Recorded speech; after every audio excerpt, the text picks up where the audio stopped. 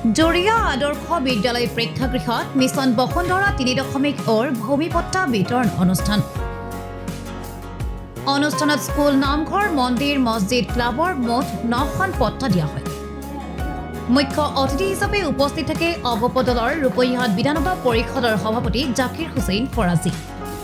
ভাষণ প্ৰসংগত চৰকাৰে ৰূপায়ণ কৰা বসুন্ধৰা আঁচনিৰ প্ৰশংসা কৰে জাকিৰ হুছেইন ফৰাজী।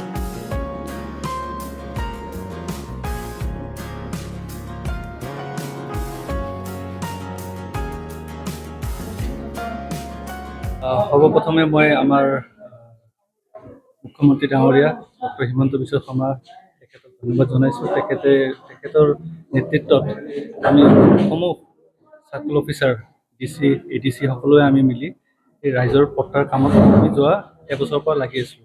মিছন বসুন্ধৰা 3 যেনেকৈ মিছন বসুন্ধৰা 1 হৈছিলে তেনেকৈ 2 হৈছে আৰু এইটো পৰ্যায় 3.0।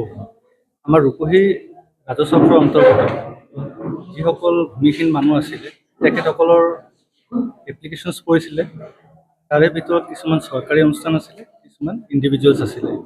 তেনেধৰণে আমাৰ কিছুমান গাইডলাইনছ থাকে। গাইডলাইনছবিলাক যদি ফুলফিল হয় তেনেহ'লে তেখেতসকলক আমি পট্টা দিম।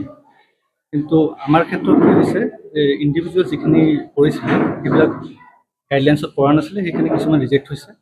আৰু চৰকাৰী অনুষ্ঠানৰ কাৰণে আমাৰ তাতে এনেকুৱা অংগনবাড়ী চেণ্টাৰ থাকিলে, চৰকাৰী স্কুল থাকিলে, পানী যোগান আঁচনি PWSS এনেকুৱা বিভিন্ন ধৰণৰ অনুষ্ঠানে এপ্লাই কৰিছিলে।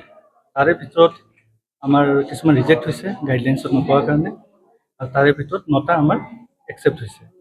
আৰু সেই 9টাৰ ভিতৰত 3খন স্কুল, 4টা অংগনবাড়ী কেন্দ্ৰ আৰু 2খন পানী যোগান আঁচনি।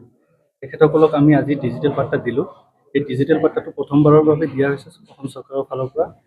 ইয়াত আনুষ্ঠানিকভাৱে আমাৰ ৰূপহীহাট 56 ৰূপহীহাট সমষ্টিৰ আনুষ্ঠানিকভাৱে আমাৰ চিফ গেষ্ট ফৰাজী ডাঙৰীয়া তেখেতৰ লগতে আমাৰ BO বাইদেউ, মাহাতো বাইদেউ আৰু CDPO বাইদেউ বৰুৱা ডাঙৰীয়াৰ লগত আমি ইয়াতে আনুষ্ঠানিকভাৱে পট্টা বিতৰণ কৰিলোঁ। Thank you. সেইটো আমাৰ ডুৱেলাৰ্ছ এক্টত পৰিব, যিটো আমাৰ চক্ৰ বিষয়ৰ কাৰ্যালয়ত নহয়। এইটো আমাৰ DC অফিচ আৰু DFO অফিচৰ মাজত কমিটি থাকে, তেখেতসকলে এইটো ডিচিশ্যন ল'ব।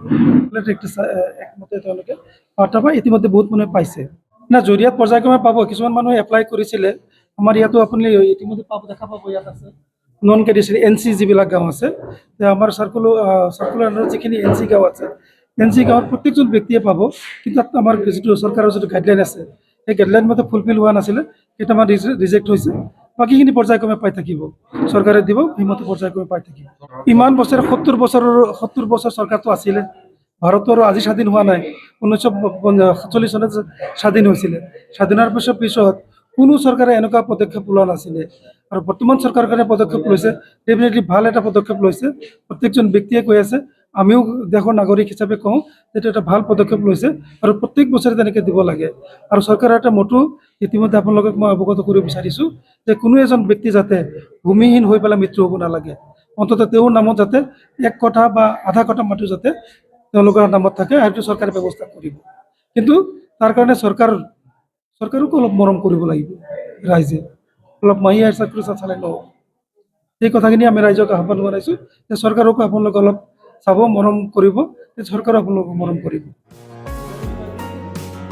জৰিয়াৰ পৰা আছিকুৰ ৰহমান, ৰিপৰ্ট 24 অসম।